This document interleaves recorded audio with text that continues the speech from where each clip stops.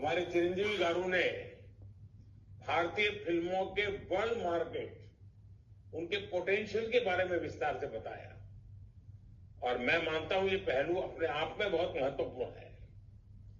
आज जब पूरी दुनिया भारत के प्रति आकर्षित हो रही है तो हमें भी अपनी सॉफ्ट पावर को दुनिया के पास ले जाना है। हमारे चिरंजीवी गारू ने भारतीय फिल्मों के वर्ल्ड मार्केट, उनके पोटेंशियल के बारे में विस्तार से बताया और मैं मानता हूं ये पहलू अपने आप में बहुत महत्वपूर्ण है। आज जब पूरी दुनिया भारत के प्रति आकर्षित हो रही है तो हमें भी अपनी सॉफ्ट पावर को दुनिया के पास ले जाना है।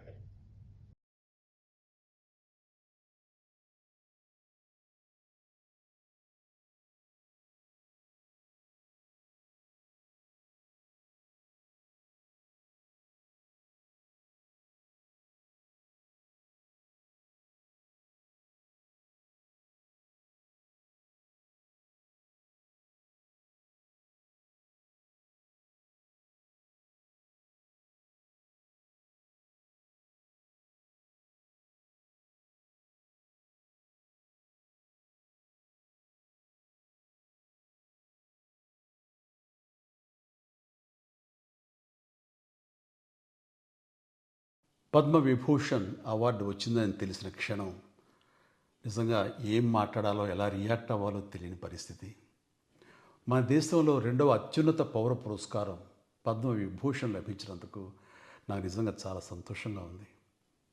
ఒక తల్లి కడుపున పుట్టకపోయినా నన్ను తమ సొంత మనిషిగా, మీ అన్నయ్యగా, మీ బిడ్డగా భావించే కోట్లాది మంది ప్రజల ఆశీస్సులు, నా సినీ కుటుంబం యొక్క అండదండలు, అలాగే నీడల నాతో ప్రతి నిమిషం నడిచే లక్షలాది మంది అభిమానుల ప్రేమ, ఆదరణ కారణంగానే నేను ఈ రోజున ఈ స్థితిలో ఉన్నా. అందుకే నాకు దక్కినటువంటి గౌరవం ఇది మీది.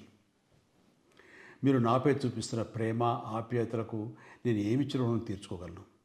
నా 45 ఏళ్ల సినీ ప్రస్థానంలో వెండితెరపై వైవిధ్యమైన పాత్రల ద్వారా వినోదం పంచడానికి నా శక్తి మేరకు నేను ప్రయత్నిస్తూనే ఉన్నా. నిజ జీవితంలో కూడా నా చుట్టూ ఉన్న ఈ సమాజంలో అవసరమైనప్పుడు నాకు చేతనైన సాయం చేస్తూనే ఉన్నా.